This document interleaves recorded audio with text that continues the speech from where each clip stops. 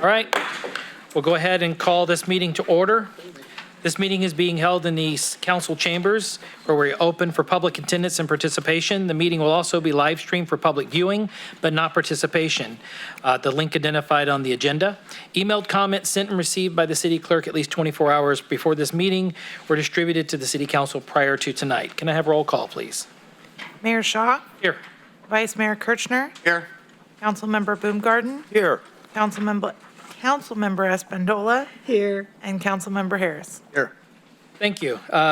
Will you stand? The invocation tonight will be given by Pastor Dan Callaghan, who is the FBC Yuba City, and he's also our Sutter County Sheriff Chaplain. And then once we're done, Councilmember Boomgarden, will you lead in the pledge? Let's pray. Heavenly Father, we thank you for life. We thank you for our freedoms.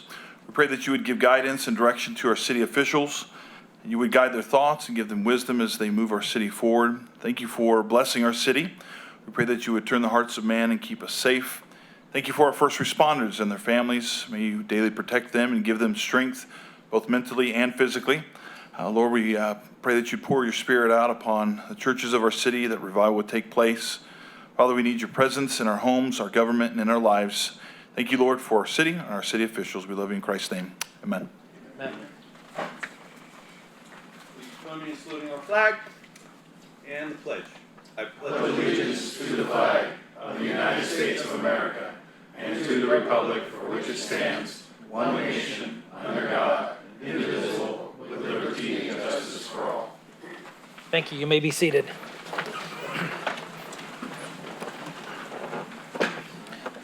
Mr. Chaffin, do you have anything to report? We did not have closed session tonight. Was there anything you need to report out on? We had no closed session tonight. In the last closed session, there was no reportable action, so we're good. Thank you, Mr. Mayor.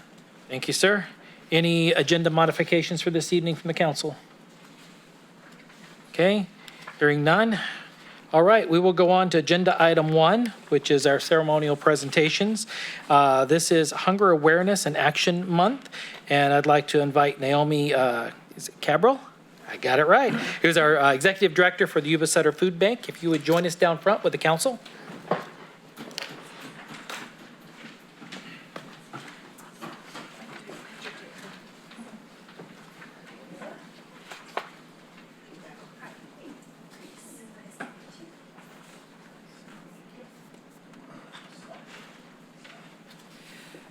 All right, we are on. Thank you for being here tonight. Your request came over a couple of months ago, and really it brings a big spotlight on a huge need in our community, and that is hunger is a very important problem in our community, as well as with inflation and stuff, it's become even more a problem for our seniors and such. And I know that all of us up here, before we read the proclamation and from the city, realizes that you and your team at the food bank provide an incredible resource and do a heck of a job. So on behalf of all of us, before we get to this, let us extend a thank you. So with that, the proclamation, it reads, Hunger Awareness and Action Month, September 2022. Whereas the month of September has been designated as Hunger Awareness and Action Month in order to provide a unified opportunity for communities in Yuba City to focus attention on the persistent problem of food insecurity and to mobilize to create a movement to help end hunger in our city. And whereas, according to a study published by Feeding America in 2019, 13,170 residents of Sutter County did not always know where they would find their next meal, and 4,930 of them were children.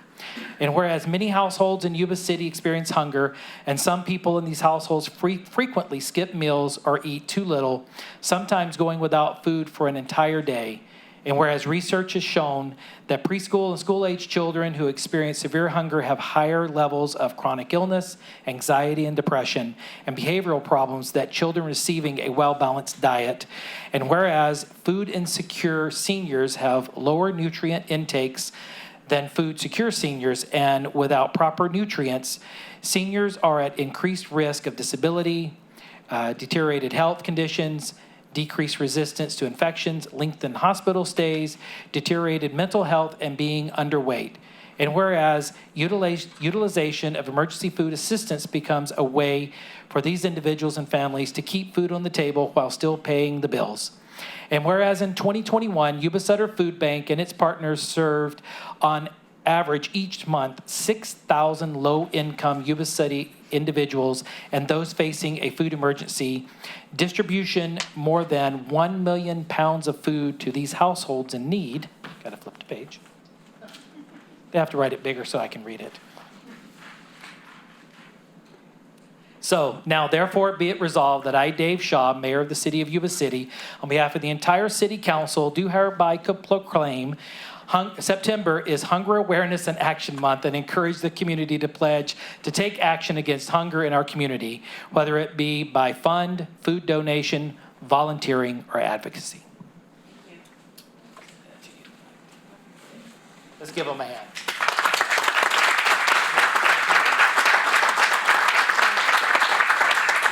On behalf of the Food Bank of Yuba Sutter, we'd like to thank you as well for your support. And I think we could all stand behind food access being available to everyone. So thank you for supporting us. Thank you.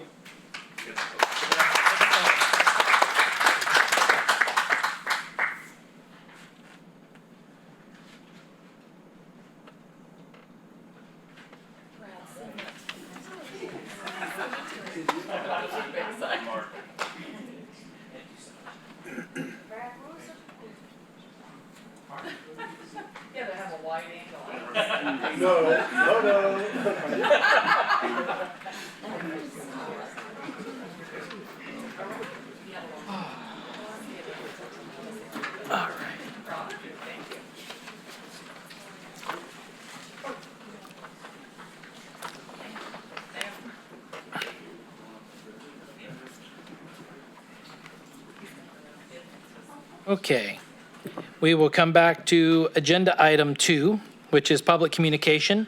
Appearance of interested citizens. You are welcome and encouraged to participate in this meeting. Public comment is taken on action items appearing on the consent calendar or business items on the agenda when they are called. Public comment or any other comments within the scope of the city's jurisdiction, including items not listed on the agenda, will be considered at this time. Public comment is limited to 3 minutes per speaker.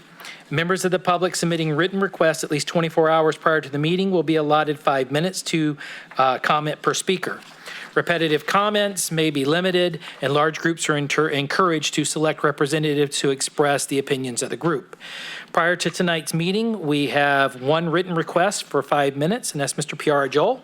You have the floor, sir.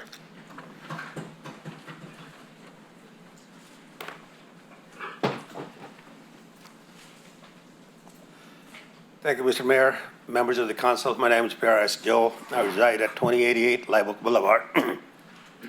Now, I've been coming out here for almost 6 months and trying to say that the name that you have picked for the new park should not be there, and there are a lot of reasons. The person does not qualify to be named into the city of Yuba City as such. Now, the things I mentioned within that last 6 months are all true. The one that I have today is that he has named majority of the entities that he did under gurus' names, such as Tejman talked about it at one time. There was a property on Lincoln Road, 7 acres.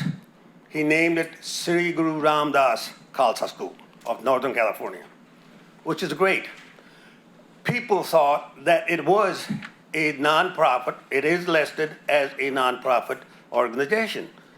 But the title of the property is not given to them. It is still under Mr. Didar S. Bains and Santi Bains. Now, the president was named as Gurnam S. Pama, and there were 3 other gentlemen that were named in that corporation, which are all 3 in India. I think 1 or 2 maybe have died. But at the same token, he named it as a corporation, which is solely his. It does not belong to the public. It does. When you go out, just to explain, when you say any guru's name, the general Punjabi public will stand, will hold their hand and bow. That's how much it means to them. But for those money makers, it does not mean a darn thing. So when he named it, people gave money to him. because thinking it is for Sri Guru Ram Das Khalsa School, which it was not. Now, but he never told those people that gave the money that, hey, I own the property. It's not Sri Guru Ram, it's my name on it. I just named my corporation as Sri Guru Ram Das. Now, that's not the only thing that he did. There are two others. The one on Tirabuna Road, he did the same thing out there. He would have those corporations open as such, and then a couple of years, 3 years, few years down the road, he will abolish them. Now, people did ask him for the money, as they mentioned here at one time, and he said, hey, I spent it on things for the property. Now, out of those 7 acres, only 1.6 acres left. The rest he sold it for profit. The same scenario over on Tirabuna. If you look, Google it, you will see the people in India still calling it that Mr. Dadar S. Bains donated 14 acres to the Akal Takht or the Shromani Dal Committee, which he never had.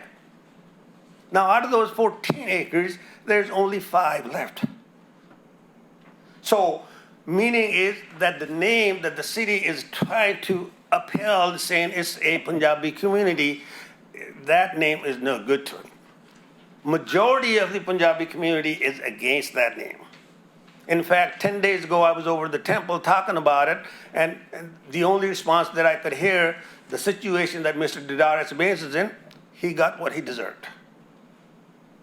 So again, there are things, and I am hoping to resolve this problem shortly with the help of the council, whichever way it goes, but we definitely do not want that park to be named Dadar S. Bains, no matter what. So we're working toward it. All these people, Punjabis that are here, they are member of the Gurdwara, and they don't, they walk around and do this. So at all times, that name is no good because he has done so many things. It would take me days and days to if I have to go through item by item. So therefore, I hope that you have considered not naming that park as Dadar S. Bains, or, that we will do what we have to do because that name does not justify the city of Yuba City or the Punjabi citizens in Yuba City. Now, when I say Punjabi, the early stages here in Yuba City, most of the people were from Punjab. That's why they were called Punjabi, even though the people in here call them Hindus.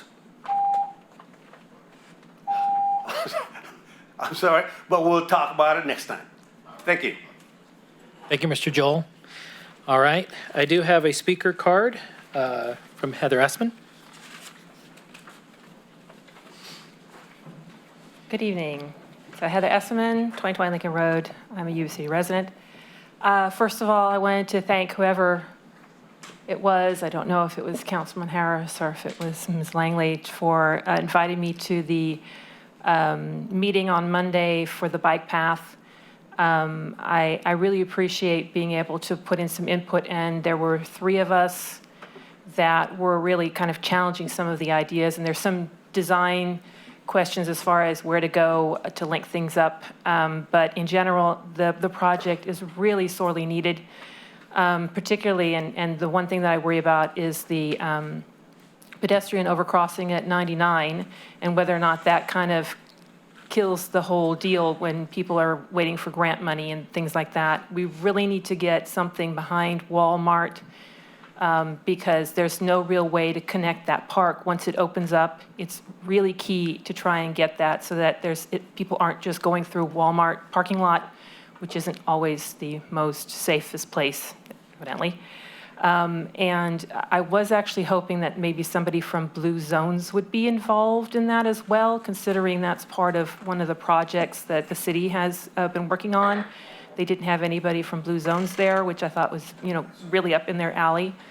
But I do appreciate the invitation, and I hope that if there's any way that, that things don't fall apart based on that pedestrian overcrossing, because that's, the remainder of that would be so helpful, particularly from San Brennan down to Plumas and from Walton over to the park. And, I went by the park, and they already have the little toilet house, the little restrooms there. They're so cute.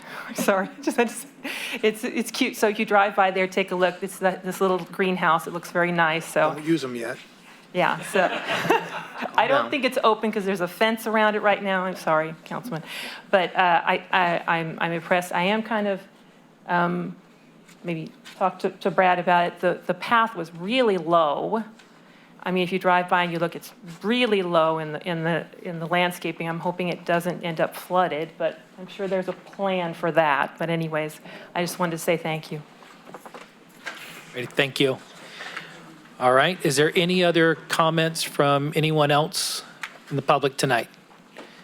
Is there any additional public comments? Any additional public comments? All right, hearing none, thank you both. We will move on to the consent calendar. All matters listed under consent calendar are considered to be routine and can be enacted in one motion. There will be no separate discussion of these items prior to the time that council votes on the motion unless members of the city council request specific items to be discussed or removed from the consent calendar for individual action. We have the consent items 3 through 6. Is there any comments from the public tonight on items 3 through 6? Any comments from the public? Hearing none, bring it back to the council for questions, comments, or action.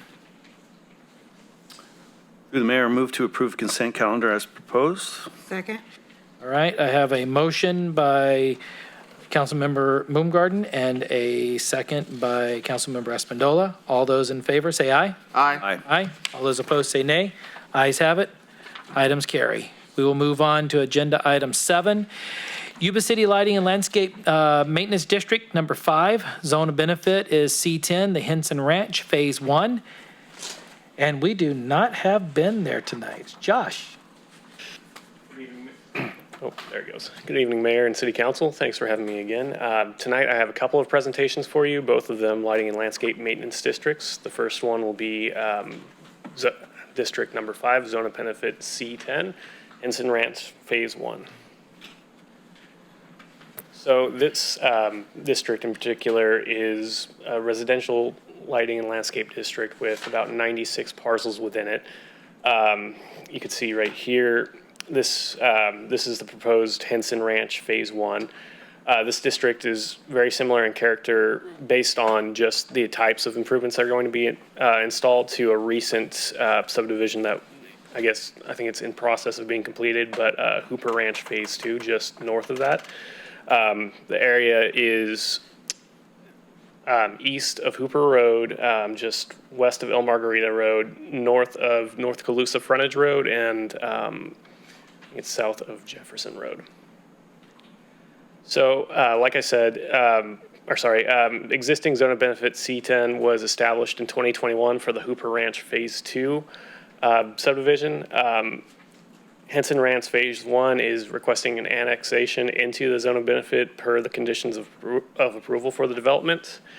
Like I said, it has 96 parcels that are going to be in there. The items that are going to be maintained through the lighting and landscape district include street lighting, street trees and landscaping, street end barricades and chain link fencing associated with that, and then storm detention components. In particular, this subdivision, instead of having a detention pond, it has what's called a storm scepter, which kind of intakes any of the storm drainage, filters it out before it enters into our storm drainage system. The city has recently modified and created and modified several zones of benefit for commercial and residential projects. Annexation process typically includes multiple council resolutions, public hearings, and observation of rights of majority protest. The process can be expedited at the request of the owners being annexed. The owners of Henson Ranch did state that they would like to expedite the process. The expedited process includes one public hearing for the annexation and then adopting a resolution which confirms and orders the annexation and levy of assessments. The levy amounts were determined through the creation of the engineer's report. The engineer's report contains a detailed engineer's estimate for the annual maintenance costs for all the previously discussed items. And once the resolution is approved, the city will file the engineer's report with the county. The fiscal impact for zone of benefit C10 is the revenue for the parcels will provide or will cover the maintenance and administration costs for the district. The assessment amount is $108.79 per lot, or for all 96 lots, around $10,444 annually. This district does have COLA provisions included, which will allow us to adjust the district's levy amounts based on inflation from January to January. We have two alternatives. One would be not annexing Zone Z10 and funding the street lighting, landscaping, and other improvements from alternative sources. The other alternative would be to direct staff to begin the typical long-form lighting and landscape maintenance district annexation procedure. We don't recommend either of these alternatives. Our recommendation tonight is to conduct a public hearing and then to adopt a resolution confirming and ordering annexation of the parcel associated with Henson Ranch Phase 1 development, assessor's parcel number 62-082-018 into existing lighting and landscape maintenance district 5, zone of benefit C10, and establishing a levy of assessments for the annexed territory. Do you have any questions? Is there any questions from the council tonight? Okay, hearing none, then we will move to the public hearing. The public hearing for the Yuba City Lighting and Landscape Maintenance District Number 5, Zone of Benefit C10, Henson Ranch Phase 1 is now open. If there are any members of the public who would like to address the council on this issue, please provide your statement via public comment and state your name and address for the record. Do I have any public comments at this time during this public hearing? Any comments during the public hearing? Any comments during the public hearing? Okay, hearing none, we will close the public hearing and bring this back to the council for action. Through the mayor, Yes, sir. I'd like to make a motion to adopt a resolution confirming and ordering annexation of the parcel associated with Henson Ranch Phase 1 development, APN 62-082-018, into existing Yuba City Lighting and Landscaping Maintenance District Number 5, Zone of Benefit C10, and establishing a levy of assessments for the annexed territory.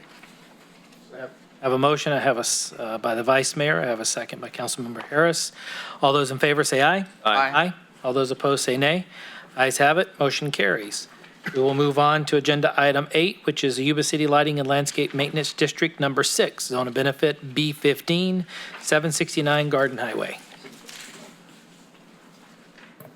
Thank you once again, Mayor and City Council. The second exciting item we're going to be talking about tonight is Lighting and Landscape District Number 6, Zone of Benefit B15, 769 Garden Highway.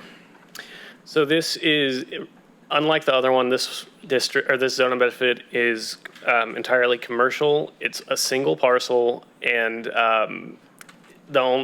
it's only maintaining a street light.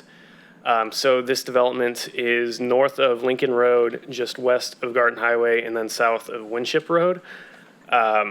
We're annexing this parcel into the existing lighting and landscape district that was for recycling industries. They have very similar characteristics, as they both only maintain a few streetlights. So the existing zone of benefit was established in 2019 for recycling industries. 769 Garden Highway is requesting to be annexed into this zone of benefits per the conditions of their building permit. It's a single parcel development and only maintains streetlights. The city recently created and modified several zones of benefit for commercial and residential projects. That process, once again, is adopting multiple council resolutions, holding multiple public hearings, and observing the rights of majority protest. As stated with the first presentation, the annexation process can be expedited at the request of the owners being annexed. The owners of 769 Garden Highway did express that they wanted to expedite the process, and this process is just composed of holding one public hearing and adopting a resolution which confirms and orders annexation in the levy of assessments. The levy amounts will be determined through the creation of the engineer's report. The report contains the detailed estimate of the annual maintenance costs, and the city will file the engineer's report with the county after resolution adoption.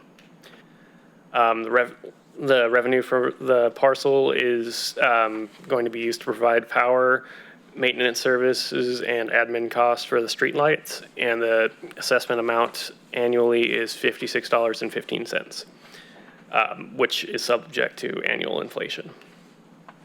Our recommendations tonight, our alternatives tonight are to not annex the area into Zone B15 and fund the street lighting from alternative sources. We could also direct staff to begin the typical long-form LLMD annexation procedure. Once again, we don't recommend these alternatives. What we recommend is to conduct a public hearing and adopt a resolution confirming and ordering annexation of the parcel associated with 769 Garden Highway Development, APN number 53-400-80, into Yuba City Lighting and Landscape Maintenance District 6, Zone of Benefit B15, and establishing a levy of assessments for the annexed territory. I'd be happy to answer any questions at this time. Are there any questions from the council? All right, seeing none, we will move to the public hearing.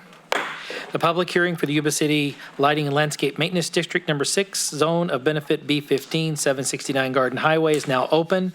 If there are any members of the public who would like to address the council on this issue, please provide your statement via public comment. State your name and address for the record. Do we have any comments for this public hearing? Any comments during this public hearing? Any comments during this public hearing? Hearing none, we will close the public hearing and bring this back to the matter back to the council. Questions or actions? Through the mayor. Yes, sir. I'd like to make a motion to adopt a resolution confirming and ordering annexation of the parcel associated with the 769 Garden Highway Development APN 53-400-080 into existing Yuba City Lighting and Landscaping Maintenance District Number 6, Zone of Benefit B-15, and establishing a levy of assessments for the annexed territory. I have a motion. Second. I have a motion by the vice mayor. I have a second by Councilmember Boomgarden. All those in favor say aye. Aye. All those opposed say nay. Ayes have it. Motion carries. Josh, thank you, sir. Thank you very much. Through the mayor. Yes, sir. Can I ask a quick related question? I noticed we're doing all these lighting and landscaping districts. Please. Approximately how many homes are under construction or near, soon to be under construction?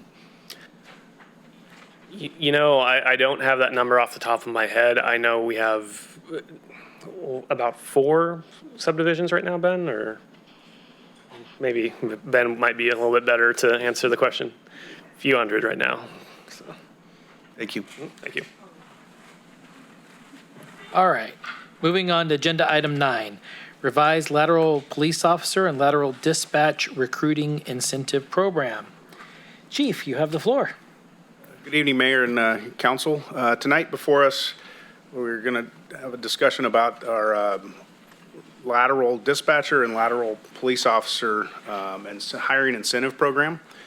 Law enforcement is not exempt from the issues that all industries are having in acquiring and attracting qualified applicants that want to get into the profession of law enforcement, and that's across the board with both officer ranks and our dispatch center as well. Currently, we have the current program is a referral incentive of $2,500 if a current employee gets a lateral officer to apply and go through the process and is successfully hired by the police department. That lateral officer is also given a $15,000 hiring incentive and about a 40-hour sick leave bank. That incentive is paid out over time. It's not just a one-time payment to that lateral officer. We currently have a $5,000 hiring incentive for academy graduate. Those are folks that put themselves through the police academy, and they successfully complete the academy. If we hire them, we give them that bonus as well. Same for dispatch. As far as the referral incentive for the City of Yuba City employee of $2,500, and we also have a hiring incentive of $10,000 plus the initial sick leave bank of 40 hours for a lateral dispatcher. Currently, we have 6 officer vacancies with 4 anticipated retirements by the spring of 2023. Trying to hire 10 brand new officers, either academy graduates or police recruits, where we sponsor them, and I'll talk about that here in a minute, will greatly impact our patrol experience, and that's not something that we want to do. We want to have a good mix of experience amongst the patrol group within the police department. Right now, we have 5 dispatch openings, with 1 dispatcher looking to attain employment at a Placer County agency. So with officers, the ways we hire them, either lateral, which is an experienced officer with more than 1 year of experience, or possession of a California Basic Post Certificate, which is the preferred way, because we're getting an experienced officer into the ranks that can progress through our training program faster, and they already know how to do the job. Academy graduate, I touched on that, and then the police recruit program, where we hire people that want to get started in a career in law enforcement. We put them through our hiring process. We then pay to send them to the police academy that is funded by the city. We pay them a salary. So it's a fairly expensive way to hire folks. Dispatchers, there's really no dispatch academy. So trying to find somebody that has like a background in a dispatch education, that really doesn't exist. So we hire those folks as an entry-level person more times than not, or again, the lateral option, which is pretty similar to that as an officer. These are some of the agencies across Northern California that are using hiring incentives for lateral police officers. Reading PD has a $40,000 stipend. Paradise, as you can see, has 40. Dixon PD has 30. Fairfield has 20. Vacaville has 20. Scotts Valley has 40. This is a thing that's happening across the state. I know Antioch PD just came up with a program offering up to $60,000 for some housing relocation and that type of thing. So tonight, staff is proposing that for a lateral hiring incentive, it be moved up to $45,000. That'll be broke down over a 3-year period. $12,500 upon hire, $10,000 upon completion of the FTO program, another $12,500 after 18 months of city employment, and then a final payment of $10,000 upon 36 months of employment, and maintain the 40 hours of sick leave. The dispatcher is being proposed at $22,500, $7,500 upon hire, $5,000 upon completion of the training program, $5,000 upon 18 months, and $5,000 upon 36 months, in addition to the 40 hours of sick leave. The fiscal impact, I talked about sending recruits to the police academy. So from day 1 to where that recruit is performing at a solo level, patrolling the streets of Yuba City by themselves, is about 11 months and about $82,000 in costs. And that's academy cost, uniform cost, that type of thing. Whereas a lateral officer, their training program is greatly reduced in time, even with the $45,000 incentive, the fiscal impact of about $62,000. So a fairly significant savings, but we're also gaining valuable time and experience from a lateral. Lateral dispatcher, it's an additional $12,500, but these costs will be absorbed through salary savings that we have in the department. Alternatives, do not adopt the resolution and provide city staff with the direction to amend the recommendation. And so the recommendation is to adopt a resolution authorizing a revised lateral officer and lateral dispatcher recruiting incentive program. With that, I'll take any questions. Any questions from the council? Through the mayor. Sir. Are ex-CHP officers eligible for this program? Well, that brings, no. I think he's been retired too long now. I don't even. What, yeah. You weren't on TV, I'd have something to say right now. But no, council members are not eligible for the referral program, nor are the city manager or department heads.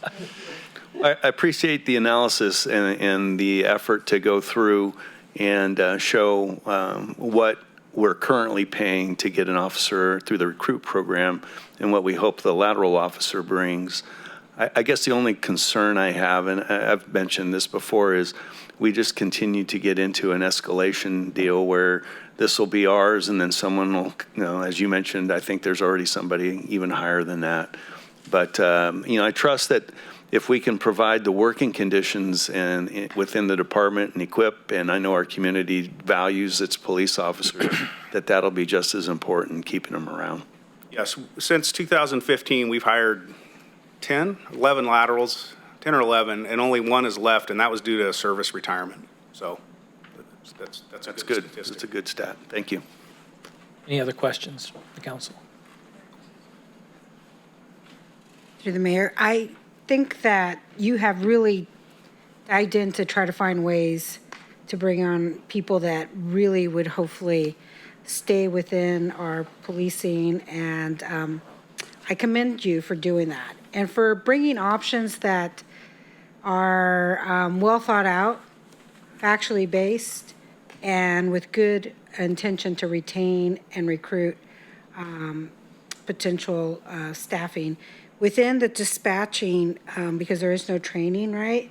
How do you go about trying to bring in individuals if they're interested in joining our team here? A lot of people that get into dispatch know somebody, either that's an officer or another dispatcher, and it's a tough job, and it takes, it's a very hard job to recruit for.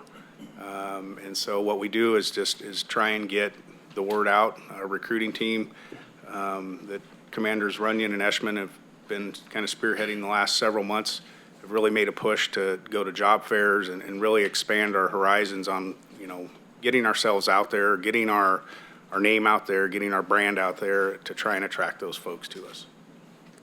And I understand that sometimes they step in and help when there's gaps in that situation of dispatching, right? And so. Yes, we have a couple members of our staff were former dispatchers, and so they'll go in and assist when staffing levels get a little depleted due to whatever it is. And so that's been a big help for us. Great. Well, I think this is a good option. Thanks. Thank you. Any other comments or questions from council? Before we go to the public, Chief, thanks for bringing this forward. In the private sector, we kind of call this headhunting, but it's the environment we live in. It's if you want the talent and you want the personnel, you got to take care of them. You got to incentivize it for bringing it forward. And like Mark said, thanks for the analysis. Really appreciate it. So with that, we'll move it out to comments from the public. Any comments from the public? Any comments from the public? Hearing none, I will bring it back to the council for action. Well, simply through the mayor, I'd just like to move to approve staff's recommendation. You adopt a resolution authorizing a revised lateral officer and lateral dispatcher recruiting incentive program. And I think it's going to be a very good program and a very positive step in the right direction to get some people in those tough to fill jobs. Second.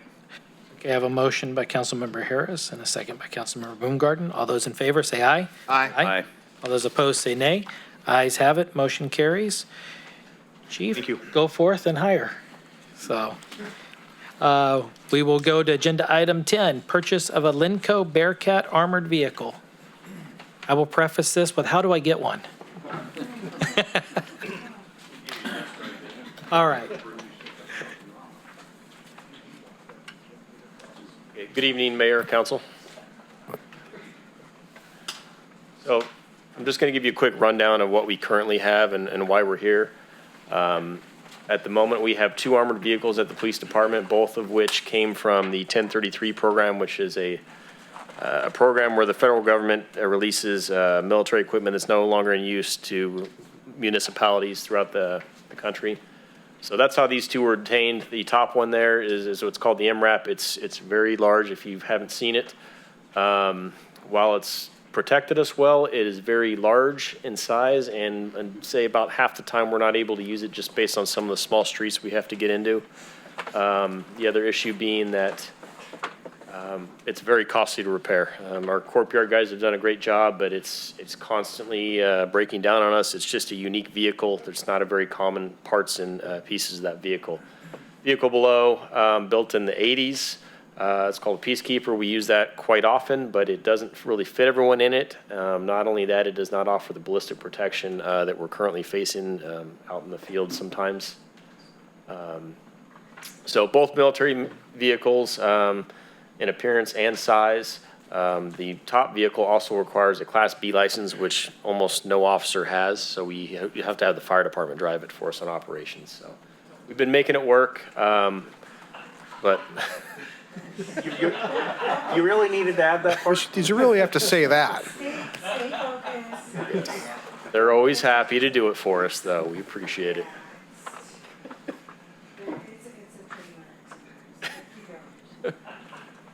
So this is the industry standard, I'll say, for a armored vehicle for police departments. It's made by Lenco. It's called a BearCat. It's much smaller in size, built for city use, has 4 doors, fits the entire team inside of it. Most importantly, offers the current necessary ballistic protection that we face these days. It's customized more to our needs, and as you quote one out, you add certain things that you know you're going to use. Does not require a Class B license, so we don't need the firemen anymore. So it can be used by all staff during any kind of a mass casualty event as an evacuation vehicle. Additionally, it's built on a Ford platform, which is familiar to our courtyard, so parts and replacement is not going to be as difficult as the previous slides. So Lenco Industries Incorporated is the one that makes these. They're the sole manufacturer of Lenco BearCats. Again, it meets our current mission needs and protections. Maintaining one vehicle that's new with more accessible parts is going to be much cheaper in maintenance over the years than 2 vehicles that are severely outdated. The Peacekeeper, those guys at the courtyard have done an awesome job, but it's falling apart. So total vehicle cost as quoted was $326,584.63.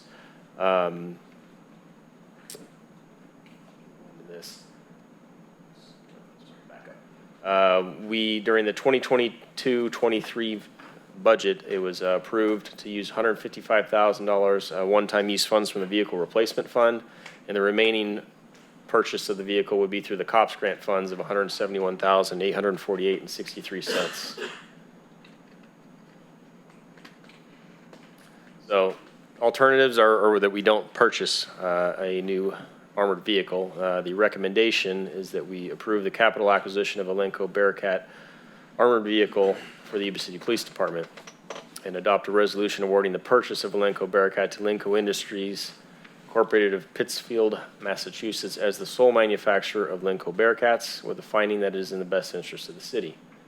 Authorize the finance director to utilize $155,000 in one-time funds from the vehicle replacement fund, which is 6610-69401, and $171,848.63 in COPS grant money from 2180-69401.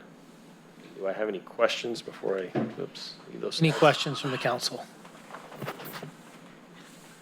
Any firemen that would like to drive? Firefighter, so you say. No, they don't just sit in recliners. How long before we see it? You get on the build plan in 9 to 12 months, they say. So 12 months just to get started on it, or 12 months to delivery? Deliver it. Oh, okay. All said and done. Okay.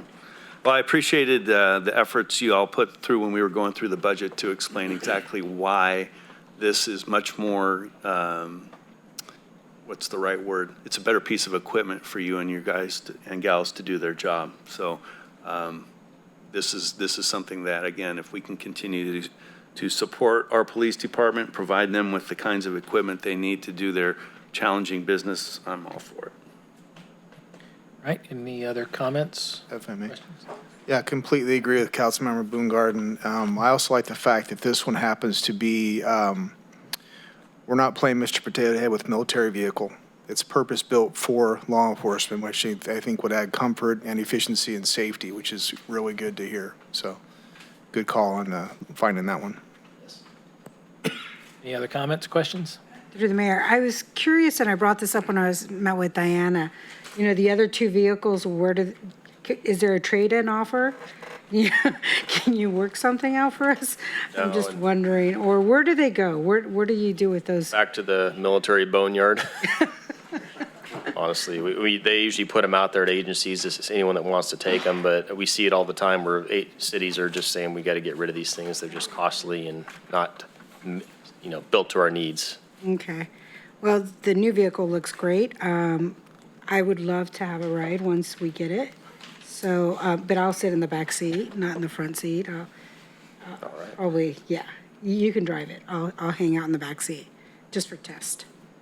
Thanks. Any comments? Right, let's go out to public comment. Is there any public comments in regards to this? Any public comments in regards to this agenda item? Any public comment? Hearing none, we're going to bring it back to the council for action. Through the mayor, I'd Yes. like to move to authorize the finance director to, A and B, recommendations. There we go. Have a motion? Second. Have a motion by Councilperson Espandola and a second by the Vice Mayor. All those in favor say aye. Aye. All those opposed say nay. Ayes have it. Thank you. We will move to agenda item 11, donation and facility use agreement between the City of Yuba City and Special Olympics Northern California. Mr. McIntyre. Good evening, Mayor and members of the council. Brad McIntyre, your Community Services Director. I'm here this evening requesting council to consider two requests. The first is to adopt a resolution is going to authorize our city manager to execute a donation and facility use agreement between the City of Yuba City and Special Olympics of Northern California. The second is to adopt another resolution approving the name of the proposed bocce ball courts that you'll see here in a few minutes, called Matna Bocce Ball Courts per the Parks and Facilities Naming Policy for 20 years. Before I get started, I want to introduce, we have with us the director of our local Special Olympics, Yuba Center Special Olympics, Mr. TJ Fetters. When I'm done this evening presenting, I think he might have some words that he would like to say as well. So to start with, Mr. Fetters came to staff last fall and was interested in having the city build and facilitate 4 bocce ball courts. He had received funds from the Matnas, which I'll get to here in a little bit. So what we did is we went around to a variety of parks and looked at different amenities, and we kind of came up with Gaucher Aquatic Park. And the reason why we came up with Gaucher Aquatic Park was really because there's bathrooms, there's large parking, the picnic amenities surrounding the park as well. And then, of course, the Yuba Center Special Olympics have been participating at the Gap with swimming activities throughout the years. So the proposed site, I want to make sure I do this right. Nope. There we go. So the proposed site is going to be on the southeast of the facility. Just to give you a perspective, this is the parking lot coming in. The front entrance is over here. The parking lot continues. There's some more shade structures back here. And then the entry, which I'll get to a little bit later, is coming in from this east side. And it is to the southeast of the main pool at Gaucher Aquatic Park. The project highlights are pretty much, as it states there, 4 bocce ball courts with synthetic turf, 4 shade structures with benches, an entry gateway, decorative safety fencing, and right now, Our cost estimate is around $280,000. This is an upper view of it, just again, a schematic of it. You can see the 4 courts. And then there is a path between the 2 double courts. This is the playing surface. These are the shade structures, and there's 2 benches under each shade structure.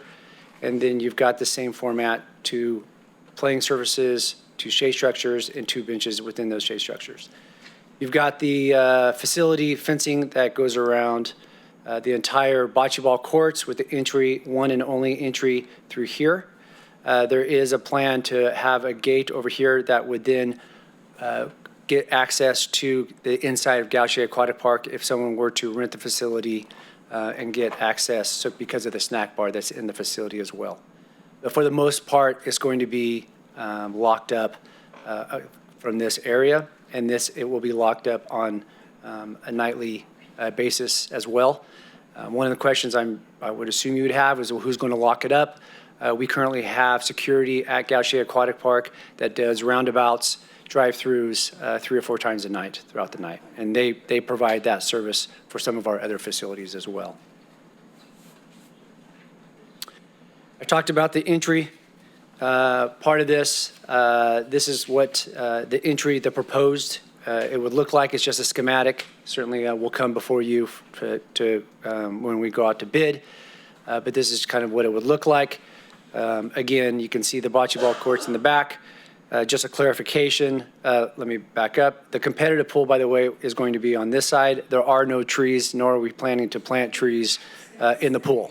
So clarify that before I get that question. The contract highlights that we're asking you to approve is a $300,000 check will be issued to the city of Yuba City once the contract has been signed. The city will be responsible for maintaining the facility and the maintenance, like I said, for 20 years. Under the facility naming request, the second request is the Montana Bocce Ball Courts. This was requested by the Yuba Sutter Special Olympics through their estate plan of Larry and Norma Montana. They donated $300,000 to the Yuba Sutter Special Olympics in 2022. Let me just check my notes. I think that's all I have as far as from the city's perspective. Mr. Fetters, would you like to add or certainly correct me? Yeah, that'd be great. Thank you. Get the system down here. First of all, I just would like to say thank you, Brad McIntyre and the City of Yuba City folks that worked with him on coordinating this with the Special Olympics Northern California. Of course, Yuba Center Special Olympics is part of the Northern California. But one thing that was very specific about this is why I contacted Brad when I did, is that we wanted this money to make sure it stayed in our community to support our local program, which has about 245 athletes. Right now we had, our past season, we had 14 bocce teams. And so the 2 courts that presently is at Kingwood Park, it's a pretty, it's a logistic problem at times trying to get everything together to practice 14 teams on a weekly basis. So this is going to be a great help to us, to our program, to our athletes. And bocce is a sport that is really going big for the older generation. We have a lot of athletes in their 50s, 60s, and 70s. And by having bocce, they can still get there, possibly they're on walkers or whatever else. And also, I wanted, and I really appreciate again what Brad and Yuba City Parks and Recs have done for us, honoring Larry and Norma Montana. And many of you folks, I'm sure, know this couple. Larry could be kind of abrupt at times, but Larry was my mentor. I met him in 1976, and he started me out then, and I've been with Special Olympics ever since. But this is a way to honor these 2 wonderful people, and I appreciate again everything that the city and Brad and his department has done. Thank you. Thank you. We'll bring it back to the council for questions or comments. Yeah, through the mayor, I appreciate your comments. They're very warm, and yes, it brings memories about Larry, some of the things, and Norma too. I mean, both had a very passion for helping in special community, but just very authentic people in lots of different ways. You know, one of the things, Brad, as in public comment, you heard, you know, the naming of parks. This has been kind of one of those little hot topics in our chamber recently. And just kind of doing, you know, what I said that I do, ask the question is, you know, I have no concern about the name, naming it. You know, do we open up to the public just to assure that it is a good name, which we believe, I have no opposition to it. Do you have something to add to that? Okay, you're more than welcome to add to it. Could you go to the mic, please? They can't hear at home. I'm glad you brought that point up, Councilman, because this is another thing that I discussed with Brad at the time. I want this to be for the community. It's not just for Special Olympics. Now, Special Olympics Northern California made them put a blip in there that we do have first choice if there's a tournament, and I do plan on having tournaments yearly now here for Special Olympics Northern California, which will have several counties from all over the northern part of California will be coming to play. But it's only to be used by everyone, and especially I'm a big Sir now for Branch 109, and the Sirs play bocce ball quite a lot, and we want to ensure that the public to know, the community to know, that these courts are going to be for everybody. And the only time we'll be using them is once or twice a week on practicing, but it's open for everyone. So it's not just for the Special Olympics. Thank you for clarifying that. I mean, the naming, do we open it up for the public, or do we just kind of go with how we have it now? I'm just bringing it up because I said this to community that, hey, if we're going to name another item in our community, that I would voice this. And I want to honor my commitment to what I say. So, I mean, I have no concern. I think what you're saying is a lovely, and what an amazing, you know, community donation for them on their estate, and memorable for many, many years. Just thought I shared that with my peers here, and your thoughts about that. I just wanted to bring that up. Any other comments from the council or questions? Yeah, I'll say, I don't think we need to open it up to the public. This family has donated $300,000 for the purpose of this court. He has friends and family that were in the Special Olympics. They're donating the money, and I think it's more than appropriate to name it after them. I also want to disclose that my mother is now a Montana. She married Larry's brother.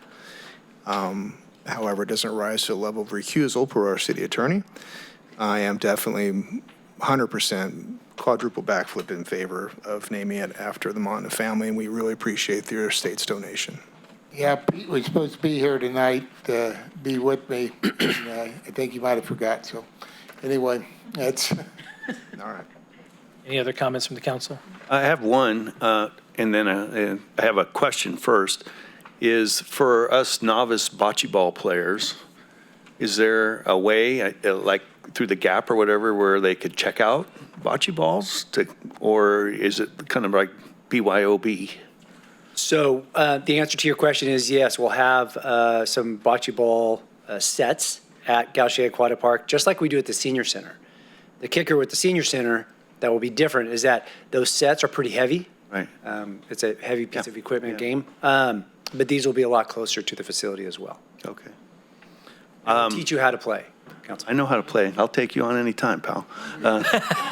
We have all our equipment ourselves. Yeah. already Okay. purchased. I keep it stored up, and also I lend it out to other areas too. Thanks. As far as recognizing Larry and Norma, I had the opportunity to work alongside Larry, which means I got yelled at times and I got praised at times through early riser Kiwanis. And I would echo Councilman Harris's comments. I'm okay with naming it. They've paid for this facility. If those who know Supervisor Matna and his wife Norma know how much they gave of themselves to this community, I'm 100% supportive of this being a Matna Bocce Courts. Thanks. Vice Mayor, you have any comments? I don't have anything to add to that, other than I think that's it's noble that the family is doing something like this and making a contribution to the community. So I think it's a great idea. Thank you. I will just echo what they said, but also a big thank you to you and Special Olympics. We talked earlier, Special Olympics is special to us. They've been supporting me for a long time. And Louise knows I don't have the pockets the Matnas did with 300 grand, but anytime Louise calls, you've been to our office and do that. You do an Could make one other comment, sir. Yes. This community is the greatest community in the world, as far as I'm concerned. Most giving bunch of people I've ever been around. I've been doing this now for 46 years, and I've never had anything but the greatest support. And from the Yuba City Parks and Rec, they have been in my corner all the way. And I really appreciate everything from the city and the community. Definitely. We have a great team. It's, I just wanted to say thank you, because not only following with the Matna's wishes, Special Olympics brought it back to Yuba City to see it here. So a big thank you from myself, and I totally concur. The Matnas were a top-notch people. So with that, we'll go out to public comment. Is there any public comment on this? Any public comment? Hearing none, I will bring it back to the council for action. The mayor. Yes, sir. I'd like to adopt a resolution which authorizes the city manager to execute a donation and facility use agreement between the city of Yuba City and Special Olympics Northern California, Inc. Also to adopt a resolution approving the name of the proposed bocce ball courts, Matna Bocce Ball Courts, per the park and facilities naming policy for 20 years. Second. I have a motion by the vice mayor. I have a second by Councilmember Harris. All those in favor say aye. Aye. All those opposed say nay. Ayes have it. Motion carries. Thank you again. We will go to agenda item 12, rezone 22-01 to remove the X8 district overlay located east of the intersection of Sutter and Market Streets. Mr. Moody, will you please explain that Greek to us? How's it going this morning? This afternoon. All right, so the item before you tonight is pretty much just as stated. It's really to bring forward for consideration to remove an overlay zone that was put in there in the late 90s. It's old. It's outdated. It was put there for specific criteria, and so with that, we'll work through the process and logistics on how to remove it. So rezone 22-01 Ample Hill. And so a few months back, Ample Health and their representatives reached out to us with a potential project for a campus development where they're going to multi-phase, where there's going to be some small expansions and then potential new buildings. And so in this area, adjacent to Market Street, just north of Sutter Street, 10th Street Bridge area there. Thank you very much, Brian. There's Ample Health. There's an existing facility along the road front, and there's some vacant property in the front. And so when you look at the zoning on there, there's an overlay district, this X8, that puts some specific criteria on there that typically you see, for specific development. So some boundary information for those that are not aware. It's pretty much infill. Really to the north, There's a mobile home park. To the east, you get into the concrete plant, the Von Geldern kind of industrial area and the levee.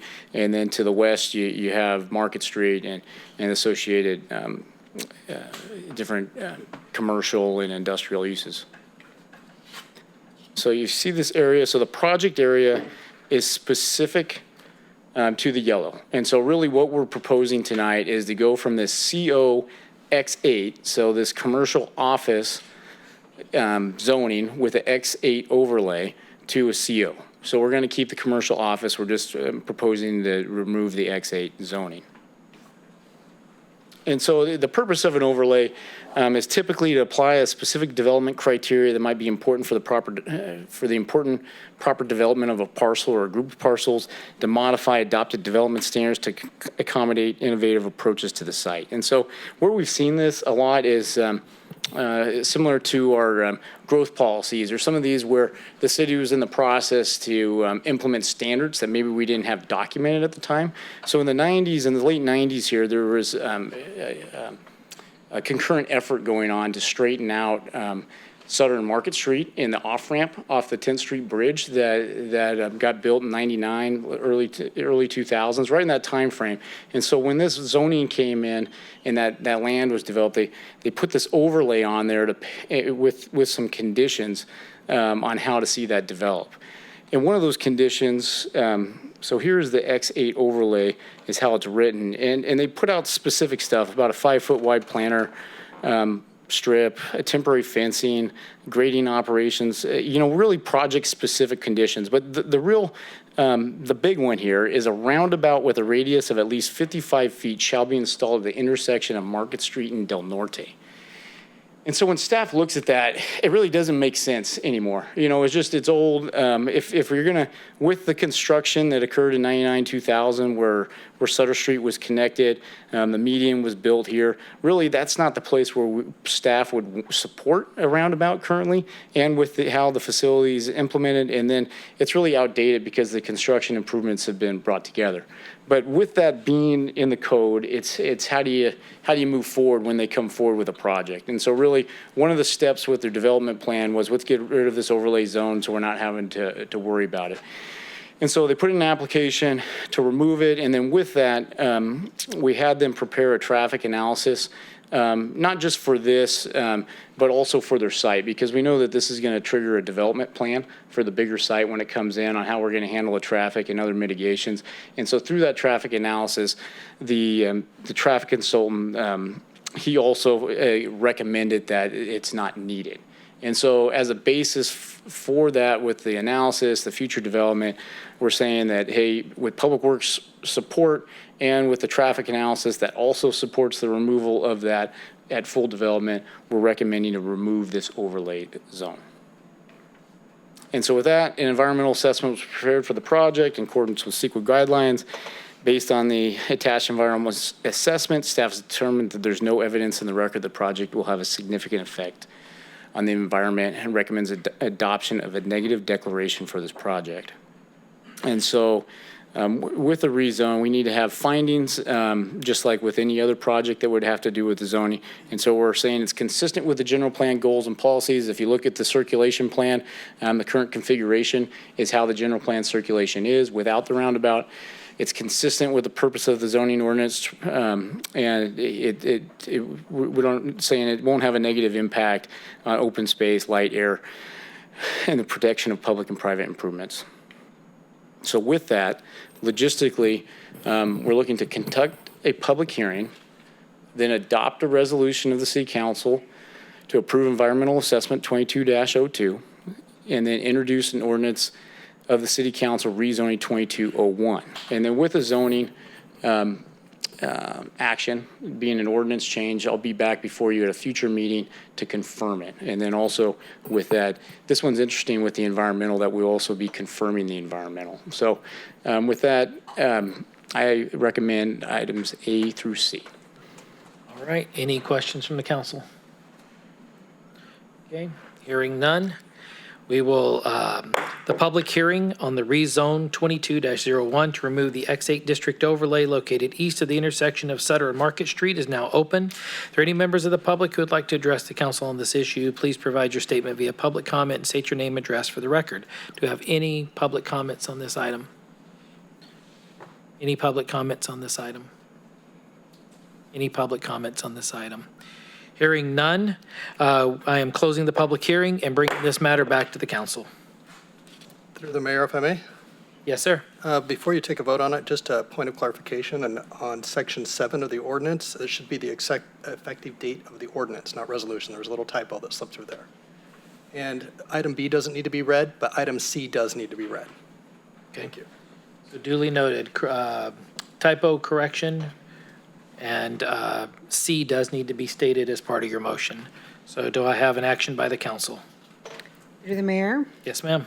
I move that we adopt, in the report, it says 2, and up there it says B, right? We go with the report. Okay, so item 2, and introduce an ordinance of the city rezoning 22-001 located east of the intersection of Sutter Market Street to remove the X8 district overlay and waive the first reading. Am I reading it correctly? That's what I'm seeing in the report. You did? I'll second that. Okay. Sounded good Did we to me. cover everything, Mr. Did we Chaffin? cover? I'm seeing puzzle phases over there. There were some APN numbers. So if I understand it, it'd be an So I'm ordinance not of the quite city sure. council of the Wait a city of Yuba City, rezone 2201 for Ampla Health site located north of State Route 20 on parcels east of the intersection of Sutter Street and Del Norte Avenue, APNs 51550 029, 51550 30, 51550 40, 51550 41, 51550 42, and 51550 43. Is that correct? Thank you, City Attorney. That is my motion. Okay, I have a motion. Do I have a second? Second. I have a motion by Councilmember Espandola, a second by Councilmember Harris. All those in favor say aye. Aye. Aye. All those opposed say nay. The ayes have it. Thank you, Mr. Moody. We'll move on to agenda item 13. Future agenda items. Is there anything that the council from tonight wants to be brought back at a future agenda? Okay, hearing none, we'll move on to reports communication. We'll start with Ms. Langley, our city manager. So thank you. With the heat this week, it is impacting some of our operations. So Brad McIntyre noted that all softball games have been postponed this week due to the heat. And then also we're encouraging staff to take it easy in the afternoon in the when it's the hottest part of the day. Also, just a reminder to Yuba City residents that you can put your food waste in the green bin, and we encourage you to put your food waste in the green bin. I know it can be kind of a nuisance to have to separate the food waste, but it helps us to comply with the SB 1383 requirements related to organics. And then in regard to our water conservation numbers, we're doing okay as a city.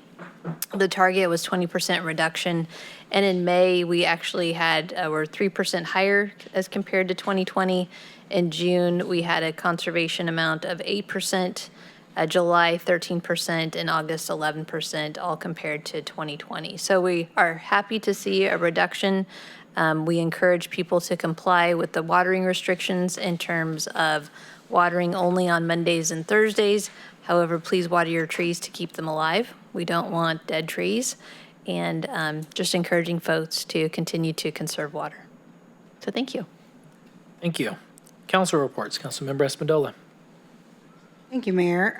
Thanks, Diana, for the update on the how well are we doing on the conservation of water. It's concerning because we really need to do a better job as a community. I was in a group and I asked the question, and most of the people in the group knew that it was Monday and Thursday. Now I think we just need to practice it more so, I think. But we could do much better than those numbers as we look in the northern region. So the meetings that I was participated in the last several weeks, or 2 weeks, I would say, Regional Water Authority, we had an executive board meeting. We reviewed the director's evaluation and finalized that discussion. We also had a meeting on the Federal Affairs Standing Committee Board that I'm part of, and we discussed the Inflation Reduction Act. And one of the things that included in the Inflation Reduction Act that was discussed, a $4 billion for water basins in the West Coast and Southern California. So that means specifically for infrastructure in that area may open up funding availability to other jurisdictions because they are identifying $4 billion specifically for that water basin. And I think that'll help us as a city, perhaps for our outfall diffuser and other projects for funding because of this particular funding that they just opened up. Also, we discussed the governor's water supply strategy and the leadership that is working directly with the feds to bring additional resources to California. That the governor has identified a specific group of strategic partners that are helping him. One, Antonio Villagrosa, who ran for governor many years ago and was on the legislation. He's one of his key contact individuals who is working with the governor who helped develop the strategy for this particular plan that the governor has laid out. And we also talked about Section 219 funding is underway, and hopefully I'm hoping for our city to be included in that in the future. It's tough to get included on that list, as Diana knows very well, but hopefully we are competitive enough to get on that list. I've been pursuing that for the last year. Also with our city, it was a great honor. Many of us attended our Yuba City Fire Department. I know our Chief Alexander's on teams, but your team did an amazing job on the badging and pinning ceremony. It was such beautiful speeches, just a moment for family and friends to honor all the hard work of our firefighters and that work for our city. I also want to point out statewide, I want to congratulate some local partners who I've been working with to help, and they have identified and been able to receive $75 million for the drought relief grant program that is going to help many in the ag industry. There's a portion of that money that is going to go 20% for disadvantaged and smaller ag businesses to help them during the drought. Also, participated in, attended the ACWA, which is the Association of California Water Agencies. We had our Region 2 board meeting, and just it happened to be that we were discussing about the EPA, the PFAS and the PFOS and all that, and then a few days later, EPA puts out guidelines regarding how to work within those two specific areas. The discussion that was brought up in this meeting was referencing wildfires and the chemical use perhaps in mitigation of these fires. That was a discussion around at the Region 2 board meeting. Also, Yuba Water Agency received a $40 million federal project for the next several years. They're going to be doing some forestry landscape and mitigating wildfires in the Yuba County region, northern, in that area, and Tahoe. Also, and we also discussed about what we're going to present at the fall conference, and a proposed program that we were talking about to present at the conference is on water theft. What is occurring around water theft and how individuals can be more focused on that. And then I also participated and chaired the Diversity, Equity, Inclusion, and Women in Water for Aqua, and there were 40 participants in that particular meeting, and Valley Water, one of the larger water districts in the state that has a budget over $500 million, has a very thriving DI program, and they highlighted that program in our presentation, and it's one of the models in the state. And they're going to be putting all of these thoughts and ideas into content and sharing it through the membership as Aqua does. And that's all I have to report. Thank you. Thank you. Councilmember Harris. Thank you, Mr. Mayor. I've continue to participate when I can of the Habitat for Humanity calls weekly or bi-weekly with those folks, continue to discuss their options for continue to build low-income housing in our community. SACOG, we had the board meeting, a land use natural resource meeting, and the strategic planning meeting since our last meeting. And they continue to discuss, again, the strategic plan is fabricated upon the triple bottom line of equity, environment, and economy, which is what I've spoken about here before. We got that moving forward. Lunar Committee, the Land Use Natural Resources Committee, we had a presentation from the city of Citrus Heights on the old Sunrise Mall property, which is 100 acres, sitting there pretty much dormant and kind of an eyesore for many years, and they've come up with a really nice plan and a funding strategy or mechanism to get it going. You're going to convert that into, they call it Sunrise Tomorrow and Sunrise Marketplace. It's a multi-phased mixed-use development, which should have residential and commercial and retail and entertainment, and more of a, rather the mall used to be kind of an 8 to 5 situation, but it's going to be more of a 24/7, more of a destination. So it's the renderings looked really encouraging. I even told them I was a little bit jealous because they had some really good stuff going on. And then of course we approved the prioritization and the regional trail network strategy. Again, that's how the regional trail networks, the different municipalities have their own little segments that we're all rooting for. I think, and Heather spoke about our meeting that we had. SACOG was included in that here at City Hall regarding our section. And so, of course, when we get the money, we have to filter it out somewhere and disperse it, and that comes with, we have to establish priorities, which was worked on very thoroughly on that. Yuba Center Arts continues to do a very good job. Anything anybody would like, culturally speaking, poetry, food, art, sculpture, even film is alive and well and very active at Yuba Center Arts and Culture, both in Marysville and Yuba City. So I once again encourage anybody to look up what they have going on, and if you can make something, even some of them are virtual, I would highly encourage you to do that. I too attended, unfortunately not the entire time, I wasn't able to, but the Yuba City Fire Department badge pinning ceremony here with new employees, newly promoted employees, and one that has been working for a while, but he hasn't been able to go through the ceremony because of COVID and whatnot. So we were able to give him his badge officially, it's always a good time to be involved with things like that. So that is it. Thank you. Thank you. Councilmember Booker.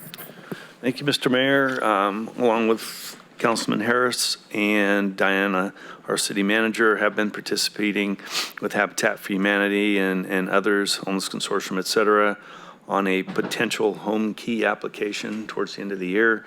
Actually, sort of drilling in again on the fact that there's opportunities out there for us. And as we get a little bit more narrow focused, we'll be bringing that back to the council.